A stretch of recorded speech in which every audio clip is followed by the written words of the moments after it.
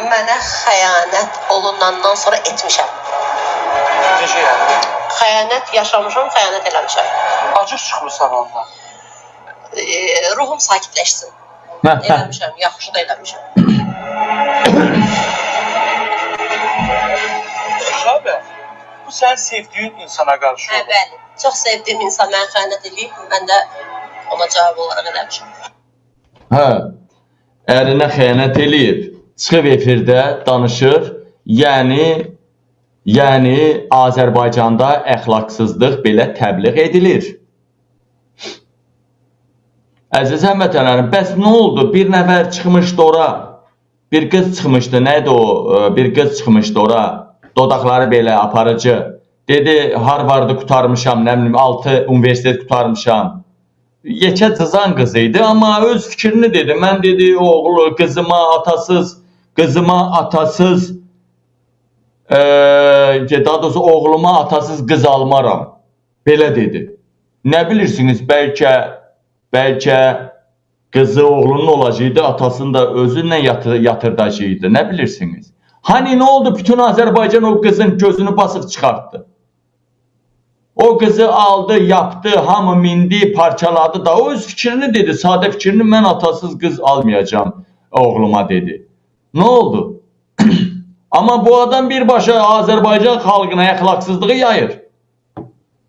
Səsinizi çıxartmırsınız, eləmi? Kəsilməli başımdır, kəsilir sünnətim. Ne geri zekalı müsəlmanıq biz. Müsəlman ağıllısı da var, amma biz geri zekalıyıq.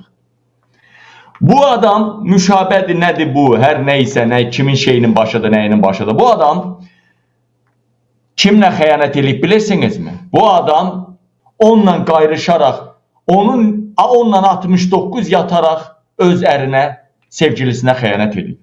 Mən verdiyim bu xəbərlər hamısı dəqiq məlumatlardır, dəqiq xəbərlərdir. Sizə elə belə gəlməsin birdən deyəs düşünərsiz, qabil əsəbindən deyib, nə bilim, hirsindən deyib, yox. Bunu bütün yuxarı eşalon bilir. Mənə xəyanət olunandan sonra etmişəm. Necə yəni? Xəyanət yaşamışam, xəyanət eləmişəm. Acıq çıxmırsan ondan. Ruhum sakitləşsin. Eləmişəm, yaxşı da eləmişəm. Salam değerli dostlar, hoş gördük. Televiziyalarımızın zibili çıxıb, istisnalar var, amma televiziyalarının çoxunun zibili çıxıb. Mənə xəyanət olunandan sonra etmişəm. Necə yəni? Xəyanət yaşamışam, xəyanət eləmişəm. Acıq çıxmırsan ondan. Ruhum sakitləşsin. Eləmişəm, yaxşı da eləmişəm.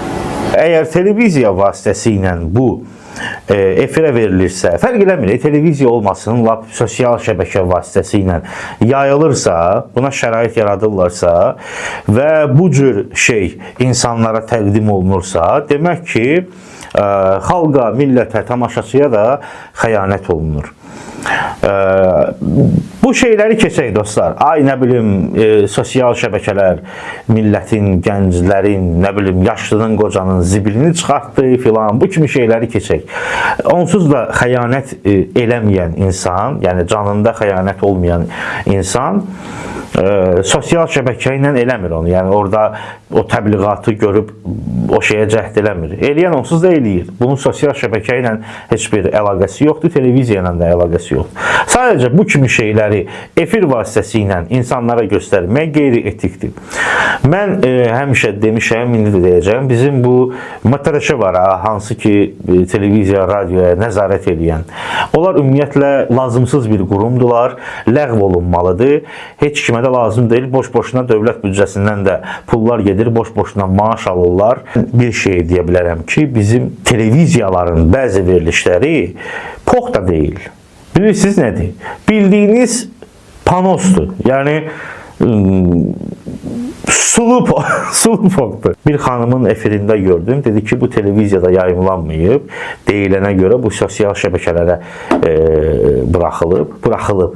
Televiziyanın o kanalın ya da verilişin rəhbərliyinin icazəsi olmadan onun heç kimin duxu çatmaz. Yəni sosial şəbəkələrdə yaysın. Televiziyaya verməyiblər, sosial şəbəkələrə yayıblar.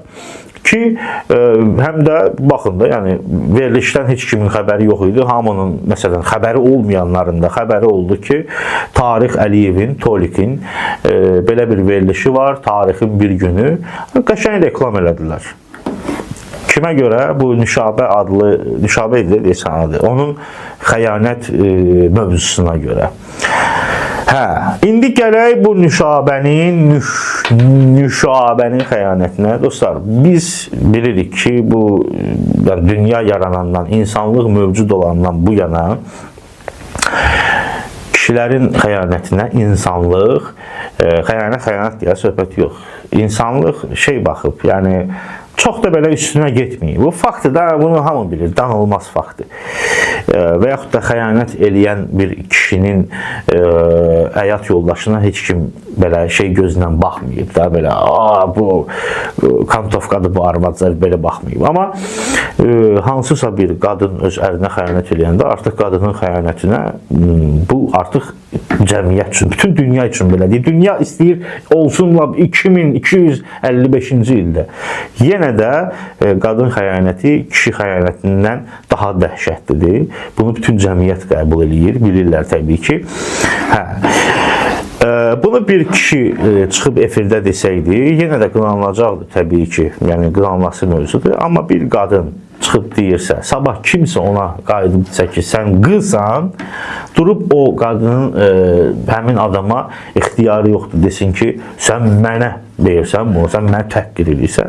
Adam özü dili ilə hər şeyi etiraf edir, deyir və bundan sonra təbii ki, o qadını kimsə, başqa birisi, aparıcı, yəni bu söhbətdən sonra da onu efirə çağırsalar, həmin o aparıcının, həmin o telekanalın yəni namusuna, qeyrətinə bütün Azərbaycan tüpürsün. Uzun sözün qısası dostlar, onu deyə bilərəm ki, bizim televiziyalarımız düzəlməyib, düzəlməyəcək də, 2-3 dənəsi xaric təbii ki, qalan əsas da özəllərə aiddir. Düzəlməyib, düzəlməyəcək də, elə həmişə pox günündə olacaq. Həmin televiziyalara, verilişlərə, layihə rəhbərlərinə poxlu günlər arzulayıram. İstəməzsən ki, ya səni Ucqar dağ kəndinin sakinini uzaq Liviya səhrasında görsünlər, alqışlasınlar, hə?